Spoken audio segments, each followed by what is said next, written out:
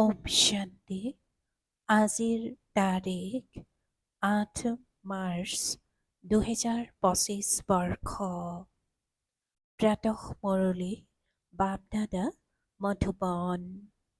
আজিৰ পিতাৰ অমৃতবাণী হৈছে, মৰমৰ সন্তানসকল, আত্মিক সেৱা কৰি নিজৰ আৰু আনৰ কল্যাণ কৰা।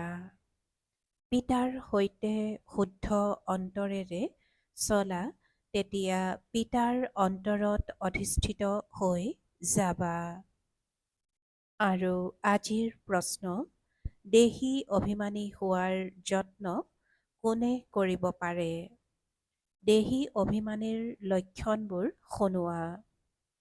পিতাই উত্তৰত কৈছে, যিসকলৰ পঢ়া আৰু পিতাৰ প্ৰতি অটুট মৰম আছে, তেওঁলোকে দেহী অভিমানী হ'বলৈ যত্ন কৰিব পাৰে।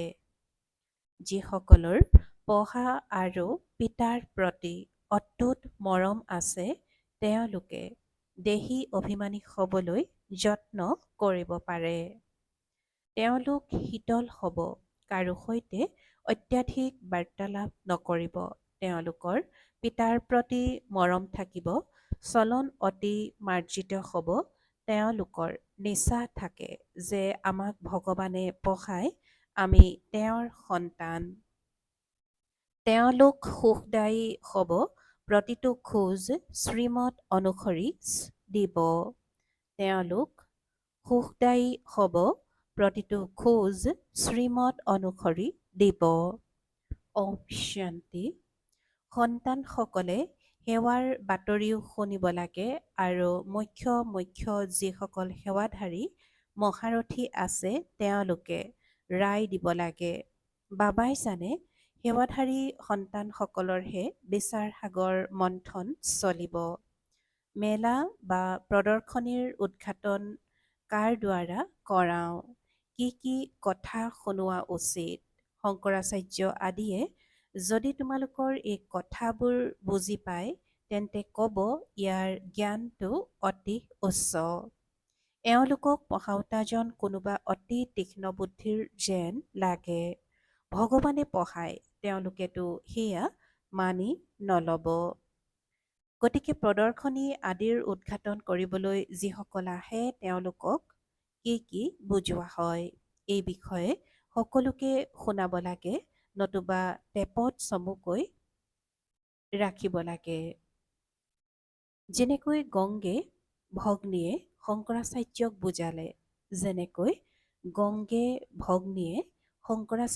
বুজালে, এনেকুৱা সেৱাধাৰী সন্তানটো পিতাৰ অন্তৰত অধিষ্ঠিত হৈ থাকে। এনেয়েতো স্থূল সেৱাও আছে, কিন্তু বাবাৰ ধ্যান আত্মিক সেৱাৰ ফালেহে যাব, যিসকলে বহুতৰে কল্যাণ কৰে। কল্যাণটো সকলো কথাতে আছে। ব্ৰহ্মা ভোজন ৰান্ধিলে তাতো কল্যাণ আছে, যদিহে যোগযুক্ত হৈ ৰান্ধে। এনেকুৱা যোগযুক্ত ভোজন ৰান্ধোতা থাকিলে ৰন্ধনশালত বহুত শান্তি বিৰাজ কৰিব। স্মৃতিৰ যাত্ৰাত থাকিব। কোনোবা আহিলে তৎক্ষণাৎ তেওঁক বুজাব। বাবাই বুজিব পাৰে সেৱাধাৰী সন্তান কোনসকল, যিয়ে আনকো বুজাব পাৰে। তেওঁলোককহে সাধাৰণতে সেৱালৈ মতা হয়। সেয়েহে সেৱা কৰা সকলহে পিতাৰ অন্তৰত অধিষ্ঠিত হৈ থাকে। বাবাৰ ধ্যান সেৱাধাৰী সন্তানসকলৰ ফালেহে যায়। বহুতেতো সন্মুখত মুৰলী শুনিলেও একো বুজিব নোৱাৰে, ধাৰণ নহয়, কিয়নো আধাকল্পৰ দেহ অভিমানৰ বেমাৰ বহুত কাঢ়া। বহুত কম সংখ্যকেহে দেহ অভিমান আঁতৰাবলৈ ভালদৰে পুৰুষাৰ্থ কৰে। বহুতে দেহী অভিমানী হ'বলৈ যত্ন কৰিব নোৱাৰে। বাবাই বুজায়, সন্তানসকল, দেহী অভিমানী হ'বলৈ বহুত যত্নৰ প্ৰয়োজন। যদিও কোনোবাই খতিয়ানৰ তালিকা পঠিয়াই দিয়ে, কিন্তু সম্পূৰ্ণ নহয়, তেতিয়া তথাপিও অলপ মনোযোগ থাকে। দেহী অভিমানী হোৱাৰ মনোযোগ বহুতৰে কম থাকে। দেহী অভিমানী হোৱাসকল বহুত শীতল হ'ব। তেওঁলোকে অত্যাধিক বাৰ্তালাপ নকৰিব। তেওঁলোকৰ পিতাৰ প্ৰতি এনেকুৱা মৰম থাকিব যে তাৰ কথাই নুসুধিবা। আত্মাসকল ইমান আনন্দিত হৈ থাকিব লাগে যে কোনো মনুষ্যই যাতে কেতিয়াও সিমান আনন্দত থাকিব নোৱাৰে। এই লক্ষ্মী নাৰায়ণৰতো জ্ঞান নাই, জ্ঞান তোমালোক সন্তানৰহে আছে, যাক ভগৱানে পঢ়ায়, ভগৱানে আমাক পঢ়ায়। এইটো নিচাও তোমালোকৰ মাজত কোনোবা এজন দুজনৰহে থাকে। সেইটো নিচা থাকিলে তেতিয়া পিতাৰ স্মৃতিত থাকিব, যাক দেহী অভিমানী বুলি কোৱা হয়, কিন্তু সেইটো নিচা নাথাকে। স্মৃতিত থকাসকলৰ চলন বহুত ভাল মাৰ্জিত হ'ব। আমি ভগৱানৰ সন্তান, সেইকাৰণে গায়নো আছে অতীন্দ্ৰিয় সুখৰ বিষয়ে গোপ গোপীসকলক সোধা। যিসকলে দেহী অভিমানী হৈ পিতাক স্মৰণ কৰে, স্মৃতিত নাথাকে, সেইকাৰণে শিৱ বাবাৰ অন্তৰত অধিষ্ঠিত হ'ব নোৱাৰে।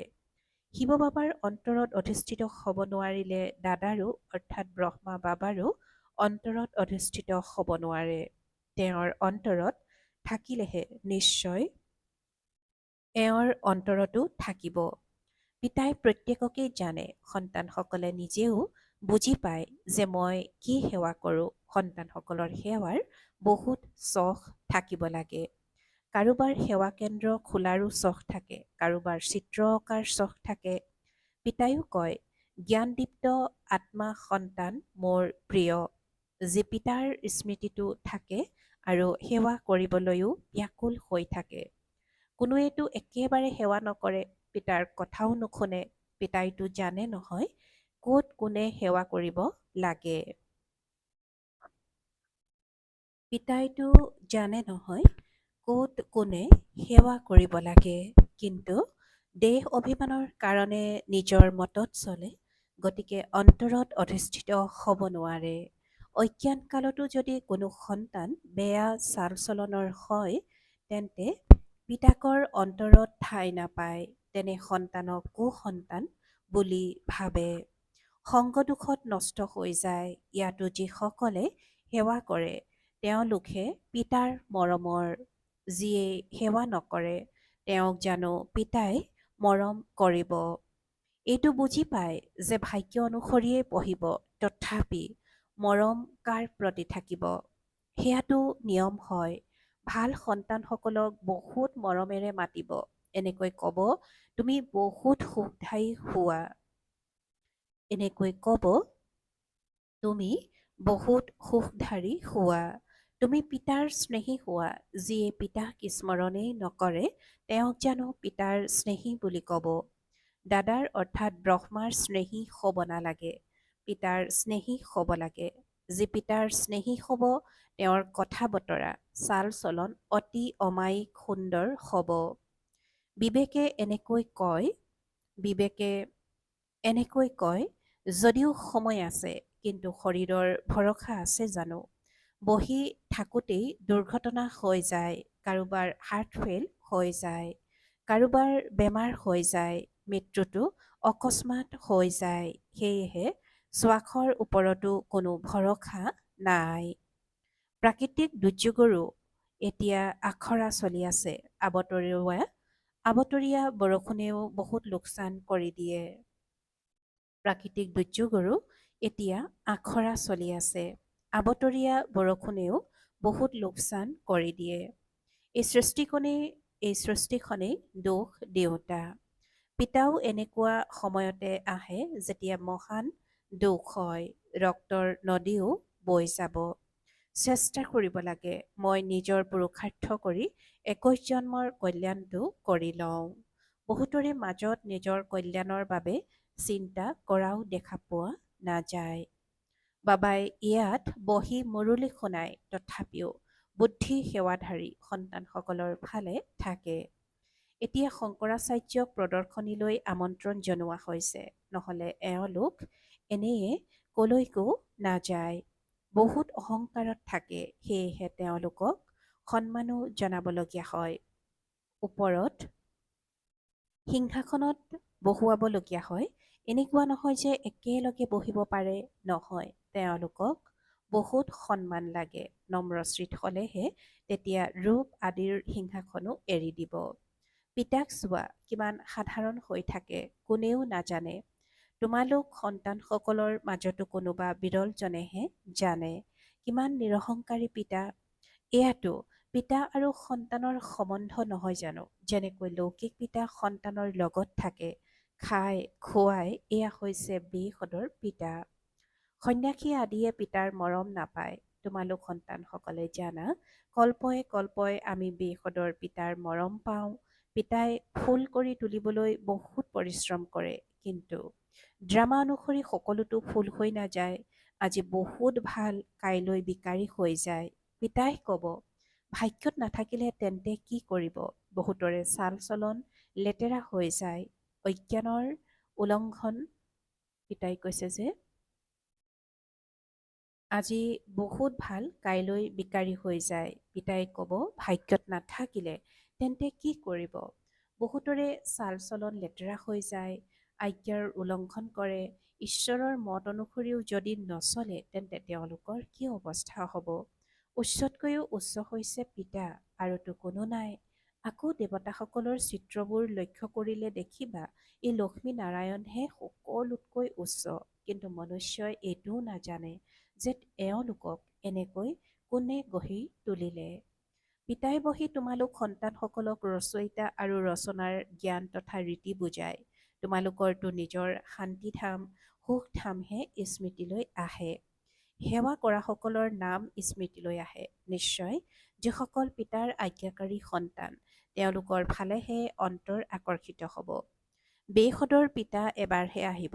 সেই লৌকিক পিতাটো জন্ম জন্মান্তৰ পোৱা যায়, সত্যযুগতো পোৱা যায়, কিন্তু তাত এইজন পিতাক পোৱা নাযায়। এতিয়া পঢ়াৰ দ্বাৰাই তোমালোকে পদ পোৱাগৈ। এয়াও তোমালোক সন্তানসকলেহে বুজি পোৱা যে পিতাৰ পৰা আমি নতুন সৃষ্টিৰ বাবে পঢ়ি আছো। বুদ্ধিত এইটো স্মৃতি থাকিব লাগে। হওঁতে বহুত সহজ। ধৰি লোৱা, বাবাই খেলি আছে, হঠাতে যদি কোনোবা আহি যায়, তেতিয়া বাবাই ততালিকে তাতেই তেওঁক জ্ঞান দিবলৈ লাগি যাব। বেসদ পিতাক জানেনে? বেসদ পিতাক জানানে? পিতা পুৰণি সৃষ্টিক নতুন কৰি তুলিবলৈ আহিছে। তেওঁ ৰাজযোগ শিকায়, ভাৰতবাসীকহে শিকাব লাগে। ভাৰততেই স্বৰ্গ আছিল, য'ত এই দেৱী দেৱতাসকলৰ ৰাজ্য আছিল। এতিয়াতো নৰক হৈ গ'ল। নৰকৰ পৰা স্বৰ্গ পিতাইহে কৰি তুলিব। এনেকুৱা মুখ্য কথাবোৰ স্মৃতি ৰাখি যিয়েই আহে তেওঁক বহি বুজাবা। তেতিয়া কিমান আনন্দিত হ'ব। মাত্ৰ কোৱা, পিতাৰ আগমন হৈছে। সেয়াই মহাভাৰতৰ যুদ্ধ, যাৰ বিষয়ে গীতাত বৰ্ণনা কৰা হৈছে। গীতাৰ ভগৱান আহিছিল, গীতা শুনাইছিল। কিহৰ কাৰণে? মনুষ্যক দেৱতা কৰি তুলিবলৈ। পিতাই মাত্ৰ কয়, মোক পিতাক স্মৰণ কৰা আৰু উত্তৰাধিকাৰক স্মৰণ কৰা। এইখন হৈছে দুখধাম। বুদ্ধিত ইমানখিনি স্মৃতি থাকিলেও আনন্দিত হৈ থাকিবা। আমি আত্মাসকল বাবাৰ লগত শান্তিধামলৈ যাম, আকৌ তাৰ পৰা প্ৰথমে সুখধামত ভূমিকা পালন কৰিবলৈ আহিম। যেনেকৈ কোনোবা কলেজত পঢ়িলে তেওঁলোকে বুজি পায়, আমি এয়া পঢ়োঁ, পাছত এয়া হ'মগৈ, বেৰিষ্টাৰ হ'মগৈ বা আৰক্ষী অধীক্ষক হ'মগৈ, ইমান টকা উপাৰ্জন কৰিম, আনন্দত মতলীয়া হৈ থাকিব। তোমালোক সন্তানসকলো এনেকৈ আনন্দিত হৈ থাকিব লাগে। আমি বেসদৰ পিতাৰ পৰা এই উত্তৰাধিকাৰ পাম, আকৌ আমি স্বৰ্গত নিজৰ মহল সাজিম। গোটেই দিন বুদ্ধিত এইটো চিন্তন চলি থাকিলে আনন্দিত হৈ থাকিবা। নিজৰ আৰু আনৰো কল্যাণ কৰিবা। যিসকল সন্তানৰ জ্ঞান ধন আছে, তেওঁলোকৰ কৰ্তব্য হৈছে দান কৰা। যদি ধন আছে, দান নকৰে, তেন্তে তেওঁক কৃপণ বুলি কোৱা হয়। তেওঁৰ ওচৰত ধন থকা সত্ত্বেও যেন ধন নাই। ধন থাকিলে নিশ্চয় দান কৰিব। যিসকল ভাল ভাল মহাৰথী সন্তান আছে, তেওঁলোক সদায় বাবাৰ অন্তৰত অধিষ্ঠিত হৈ থাকে। কোনোৰ কাৰণে খেয়াল চলে, এওঁ কিজানি ভাঙি পৰিব। পৰিস্থিতিয়েও এনেকুৱা। দেহৰ অহংকাৰ বহুত হৈ গৈছে। যিকোনো সময়তে হাত এৰি দিব আৰু গৈ নিজৰ ঘৰত থাকিবগৈ। যদিও মুৰলী বহুত ভালকৈ শুনায়, কিন্তু দেহ অভিমান বহুত আছে। বাবাই অলপ সাৱধান কৰি দিলেই তৎক্ষণাত ভাঙি পৰিব। নহ'লেতো গায়ন আছে, আপুনি মৰম কৰক আৰু প্ৰত্যাখ্যান কৰক। আমি আপোনাক এৰি নাযাওঁ। ইয়াত বাবাই সত্য কথা ক'লেও ক্ৰোধিত হৈ যায়। ইয়াত বাবাই সত্য কথা ক'লেও ক্ৰোধিত হৈ যায়। এনেকুৱা সন্তানো আছে, কোনোৱেতো অন্তৰেৰে বহুত ধন্যবাদ দিয়ে, কোনোবা ভিতৰি জ্বলি মৰে। মায়াৰ দেহ অভিমান বহুত আছে। বহুত এনেকুৱাও সন্তান আছে যিয়ে মুৰলি নুশুনেও আকৌ কোনোৱে মুৰলি অবিহনে থাকিব নোৱাৰে। পিতাই কৈছে, বহুত এনেকুৱাও সন্তান আছে যিয়ে মুৰলি নুশুনেও আকৌ কোনোৱে মুৰলি অবিহনে থাকিব নোৱাৰে। মুৰলি যদি নপঢ়ে তেন্তে সেয়া নিজৰেই জেদ। মোৰতো জ্ঞান বহুত আছে, আচলতে অলপো জ্ঞান নাই। গতিকে য'ত শংকৰাচাৰ্য আদি প্ৰদৰ্শনীলৈ আহে সেৱা ভাল হয়, তেন্তে সেই বাতৰি সকলোকে দিব লাগে, যাতে সকলোৱে গম পায় যে সেৱা কেনেকৈ হ'ল। তেতিয়া তেওঁলোকেও শিকিব। এনেকৈ যিসকলৰ সেৱাৰ খেয়াল চলে তেওঁলোককে বাবাই সেৱাধাৰী বুলি বুজিব। সেৱাত কেতিয়াও ভাগৰি পৰিব নালাগে। ইয়াততো তোমালোকে বহুতৰে কল্যাণ কৰিব লাগে। বাবাৰতো এটাই চিন্তা, সকলোৱে যাতে এই জ্ঞান পায়, সন্তানসকলৰো উন্নতি হওক, নিতৌ মুৰলীত বুজাই থাকে। এই আত্মিক সেৱাই হৈছে মুখ্য। শুনিব লাগে আৰু আনকো শুনাব লাগে। সন্তানসকলৰো উন্নতি হওক, নিতৌ মুৰলীত বুজাই থাকে। এই আত্মিক সেৱাই হৈছে মুখ্য। শুনিব লাগে আৰু আনকো শুনাব লাগে। চখ থাকিব লাগে। বেজ পিন্ধি নিতৌ মন্দিৰত গৈ বুজাবা। এওঁলোক লক্ষ্মী নাৰায়ণ কেনেকৈ হ'ল, আকৌ কলৈ গ'ল, কেনেকৈ ৰাজ্যভাগ্য পালে, মন্দিৰৰ দুৱাৰত গৈ বহিবা। কোনোবা আহিলে কবা, এই লক্ষ্মী নাৰায়ণ কোন? তেওঁলোকৰ ভাৰতত কেতিয়া ৰাজ্য আছিল? হনুমানো গৈ বহা নাছিল জানো? হনুমানো জোতাত গৈ বহা নাছিল জানো? তাৰ ৰহস্য আছে, দয়া উপজে। বাবাই সেৱাৰ বহুত যুক্তি অৰ্থাৎ উপায় শুনায়, কিন্তু বহুত কম সংখ্যকেহে কাচিৎ সেৱা ফলপ্ৰসূ কৰে। সেৱা বহুত আছে। অন্ধৰ লাখুটি হ'ব লাগে। যিসকলে সেৱা নকৰে, বুদ্ধি স্বচ্ছ নহয়, তেওঁলোকৰ ধাৰণাও নহয়, নহ'লেতো সেৱা বহুত সহজ। তোমালোকে এই জ্ঞান ৰত্নৰ দান কৰা। কোনোবা ধনৱান আহিলে কবা, আমি আপোনাক এয়া উপহাৰ হিচাপে দিছোঁ। ইয়াৰ অৰ্থও আপোনালোকক বুজাই দিম। এই বেজবোৰক বাবাই বহুত মূল্য দিয়ে, অন্য কোনেও ইমান মূল্য নিদিয়ে। ইয়াত বহুত ভাল জ্ঞান নিহিত হৈ আছে।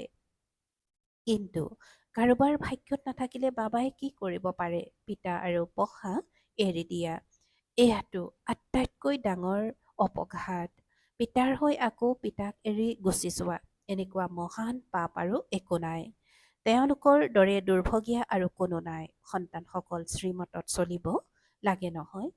তোমালোকৰ বুদ্ধিত আছে আমি বিশ্বৰ মালিক হ'মগৈ, এইটো জানো সাধাৰণ কথা। স্মৃতিত থাকিলে আনন্দিত হৈ থাকিবা।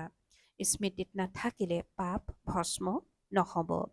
তুলনীয়া হ'লে তেতিয়া আনন্দৰ সীমা থাকিব নালাগে। কিন্তু মায়াই বহুত বিঘিনি আনে, অপৰিণত সকলক বগৰাই দিয়ে। যিয়ে পিতাৰ শ্ৰীমতেই নলয়, তেওঁ কি পদ পাব? অলপ মত ল'লে তেতিয়া তেনেকুৱাই সাধাৰণ পদ পাব। য'ত ৰীতি মত ল'লে তেতিয়া উচ্চ পদ পাব। পিতাই কৈছে যে অলপ মত ল'লে তেতিয়া তেনেকুৱা সাধাৰণ পদ পাব। পিতাই কৈছে যে যথা ৰীতিৰ মত ল'লে তেতিয়া উচ্চ পদ পাব। এয়া বেহদৰ ৰাজধানী স্থাপনা হৈ আছে। ইয়াত খৰচ আদিৰো কোনো কথা নাই। কুমাৰীসকল আহে, শিকি উঠি বহুতকে নিজৰ সমান কৰি গঢ়ি তোলে। ইয়াত মাননি আদিৰ কথাই নাই। পিতাই কয়, তোমালোকক স্বৰ্গৰ বাটচাহি দিওঁ, মই স্বৰ্গলৈও নাহোঁ। শিৱ বাবাতো দাতা হয় নহয়, তেওঁক কি খৰচ দিবা? এওঁ অৰ্থাৎ ব্ৰহ্মাই সকলো, তেওঁক শিৱ বাবাক দি দিলে, উত্তৰাধিকাৰী কৰি ল'লে। প্ৰতিদানত চোৱা, ৰাজ্য লাভ নকৰে জানো? এওঁ হৈছে প্ৰথম উদাহৰণ। গোটেই বিশ্বত স্বৰ্গ স্থাপনা হয়, পাই পইচাৰো খৰচ নাই ভাল বাৰু। অতি মৰমৰ কল্পৰ পাছত পুনৰাই মিলিত হোৱা সন্তানসকলৰ প্ৰতি মাতা পিতা বাপ দাদাৰ স্নেহপূৰ্ণ স্মৰণ আৰু সুপ্ৰভাত। আত্মিক পিতাৰ আত্মিক সন্তানসকলক নমস্কাৰ। আৰু আত্মিক সন্তানসকলৰ আত্মিক মাত পিতা আৰু বাপ দাদাৰ প্ৰতি স্নেহপূৰ্ণ স্মৰণ আৰু সুপ্ৰভাত আৰু নমস্কাৰ নমস্কাৰ নমস্কাৰ। আৰু আজিৰ ধাৰণাৰ বাবে মুখ্য সাৰ প্ৰথমতে, পিতাৰ স্নেহী হ'বলৈ বহুত বহুত সুখদায়ী হ'ব লাগে। নিজৰ কথা বতৰা চাল চলন অতি অমায়িক মাৰ্জিত কৰি তুলিব লাগে। সেৱাৰ যোগ্য হ'ব লাগে, নিৰহংকাৰী হৈ সেৱা কৰিব লাগে। দ্বিতীয়তে, পঢ়া আৰু পিতাক এৰি কেতিয়াও আপোনঘাতী মহাপাপী হ'ব নালাগে। মুখ্য হৈছে আত্মিক সেৱা। এইটো সেৱাত কেতিয়াও ভাগৰি পৰিব নালাগে। জ্ঞান ৰত্ন দান কৰিব লাগে, কৃপণ হ'ব নালাগে। আৰু আজিৰ বৰদান, সদায় নিজৰ ধাম আৰু নিজৰ স্বৰূপৰ স্মৃতিৰে উপৰাম নিৰাসক্ত আৰু স্নেহী হোৱা। সদায় নিজৰ ধাম আৰু নিজৰ স্বৰূপৰ স্মৃতিৰে উপৰাম নিৰাসক্ত আৰু স্নেহী হোৱা। আৰু আজিৰ বৰদানৰ ব্যাখ্যা, নিৰাকাৰী জগত আৰু নিৰাকাৰী ৰূপৰ স্মৃতিয়ে সদায় নিৰাসক্ত আৰু স্নেহী কৰি দিয়ে। আমি হওঁৱেই নিৰাকাৰী জগতৰ নিবাসী। ইয়াত সেৱাৰ অৰ্থে অৱতৰিত হৈছোঁ। আমি এই মৃত্যুলোকৰ নহয়, অৱতাৰহে লৈছোঁ। কেৱল এই সৰু কথাটি স্মৃতিত থাকিলে তেতিয়া উপৰাম হৈ যাবা। যিসকলে অৱতাৰ বুলি নুবুজি গৃহস্থী বুলি ভাবে, তেওঁলোকৰ গাড়ী বোকাত আবদ্ধ হৈ থাকে। গৃহস্থী হয় বোজাধাৰী অৱস্থা আৰু অৱতাৰ একেবাৰে পাতল। অৱতাৰ বুলি বুজিলে নিজৰ ধাম আৰু নিজৰ স্বৰূপ স্মৃতিত থাকিব আৰু উপৰাম হৈ যাবা।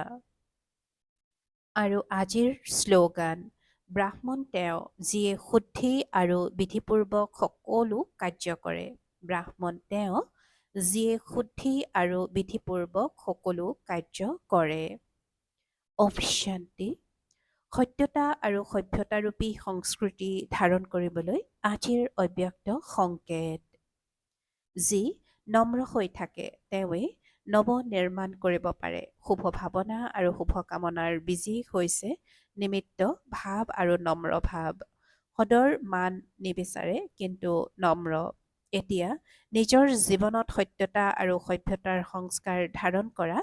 যদি নিবিচৰা সত্ত্বেও কেতিয়াবা ক্ৰোধ আহে বা খিংখিঙীয়া হৈ যোৱা, তেতিয়া অন্তৰেৰে কোৱা, মৰমৰ বাবা, তেতিয়া অতিৰিক্ত সহায় প্ৰাপ্ত হৈ যাব। ওম শান্তি।